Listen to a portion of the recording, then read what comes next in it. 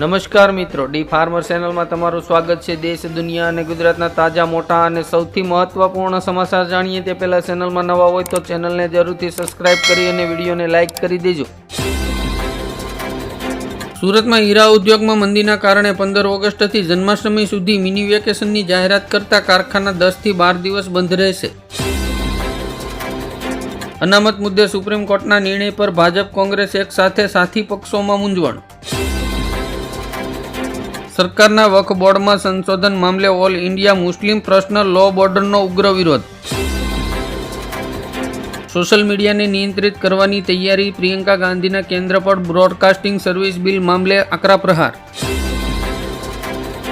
ગુજરાતના 4 શહેરોમાં ખુલશે વુમન મિલ્ક બેંક, ગુજરાતની 15,000 માતાઓએ કર્યું અમૃતરૂપી દૂધનું દાન। બિહારના હાજીપુરામાં હાઈ ટેન્શન વાયર કપાતા 8 કાવડિયાના મોત, 3 ગંભીર। ક્યાં આધારે 77 મુસ્લિમ જાતિઓને ઓબીસી કોટો આપ્યો? સુપ્રીમે મમતા સરકાર પાસે માંગ્યો જવાબ। સામાન્ય લોકોને મોંઘવારીથી રાહત, મસૂર દાળમાં 10% અને અડદ દાળના ભાવમાં 4%નો ઘટાડો। ગુજરાત સરકારે અરબ સાગરમાં માછીમારી પરનો પ્રતિબંધ 15 ઓગસ્ટ સુધી લંબાવ્યો। અમદાવાદ યુનિવર્સિટીમાં તોતિંગ ફી વધારો થતાં એનએસયુઆઈના સભ્યોએ મોટી સંખ્યામાં સૂત્રોચ્ચાર કરીને નોંધાવ્યો વિરોધ। સરકાર બીઆઈએસનો કાયદો સ્ટેનલેસ સ્ટીલના વાસણો તથા કુકવેર પ્રોડક્ટ પર લગાવવાની તૈયારીમાં। ગાંધીનગરમાં ફોરેસ્ટ વિભાગની ભરતીની બેઠકમાં વધારો કરવાની માંગ। અમેરિકામાં મંદીની આશંકાને કારણે ભારતીય શેરબજારમાં ભૂકંપ, સેન્સેક્સમાં 1500 પોઈન્ટનો કડાકો। અખિલેશ યાદવે કહ્યું, મુસ્લિમો પ્રત્યે ભાજપની વિચારસરણી અલોકતાંત્રિક અને ગેરબંધારણીય છે। ચીનની 400 કંપનીઓ પર લટકી રહી છે તલવાર, સરકાર ટૂંક સમયમાં લગાવી શકે છે પ્રતિબંધ। કોંગ્રેસ પ્રમુખ મનીષ ભંડેરીએ કહ્યું, જંગલ ખાતું તેના હિંસક પ્રાણીઓને પોતાની હદમાં રાખે, નહીંતર ખેડૂતો હથિયાર ઉપાડવા માટે મજબૂર બનશે। સૌરાષ્ટ્રમાં સોલાર રૂફટોપ દ્વારા રોજ 25 લાખ યુનિટ વીજળીની બચત, રાજકોટ પ્રથમ નંબરે।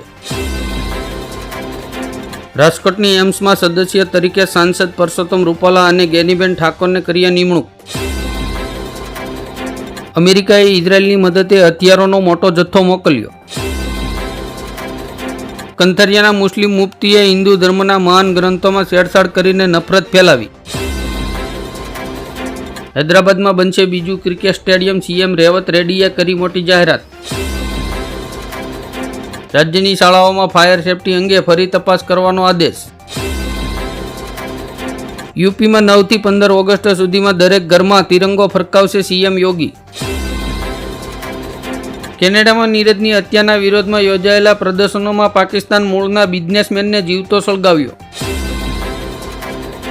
હવામાન વિભાગે આગામી 7 દિવસ ગુજરાતમાં ભારે વરસાદની કરી આગાહી। બનાસકાંઠા, સાબરકાંઠા, નવસારી અને વલસાડમાં રેડ એલર્ટ।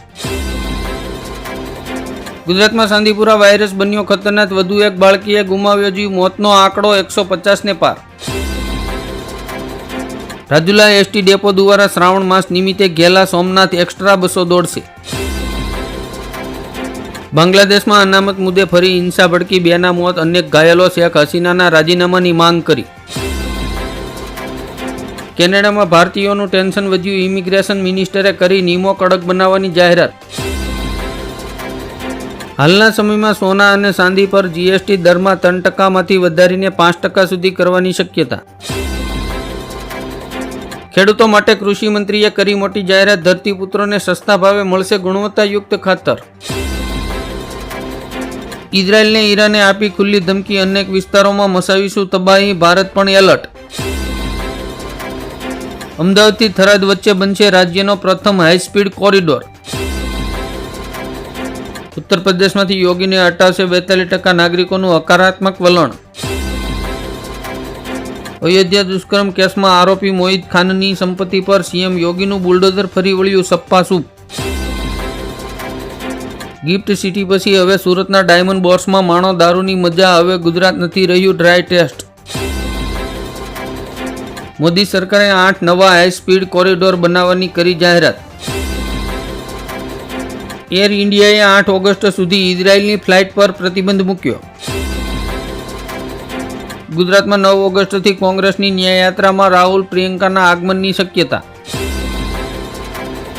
હવે ગુજરાતમાં પ્રવાસ ઉદ્યોગને મળશે વધુ વેગ, એક સાથે 3 સફારી પાર્કને આપી મંજૂરી.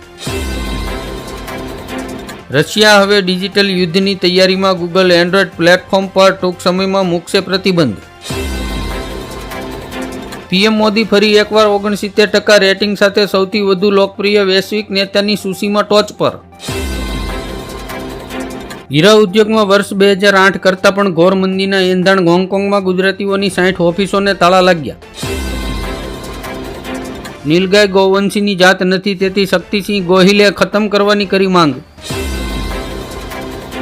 રાજ્ય સરકારે વર્ષમાં 3 વાર એલપીજી સિલિન્ડર મફત આપવાની કરી જાહેરાત. ભારતમાં સેટેલાઇટ નેટવર્ક લગાવવાની સરકારે આપી મંજૂરી. ડીટીએચ રિચાર્જ થશે સસ્તા. ગુજરાતમાં ચાંદીપુરા વાયરસના કારણે 61 બાળકોના મોત થયા. સુરેન્દ્રનગર જિલ્લામાં ખેડૂતોએ રાજ્યપાલને પત્ર લખીને ઈચ્છા મૃત્યુની માંગ કરી. મુખ્યમંત્રીએ મહત્તરી વંદન યોજનાના 6ઠ્ઠા હપ્તાની રકમ 70 લાખથી વધુ મહિલાઓના ખાતામાં ટ્રાન્સફર કરી. લાખો ગ્રાહકો પર થશે મોંઘવારીની અસર. ગુજરાત ગેસે કર્યો સીએનજીના ભાવમાં ₹1નો વધારો.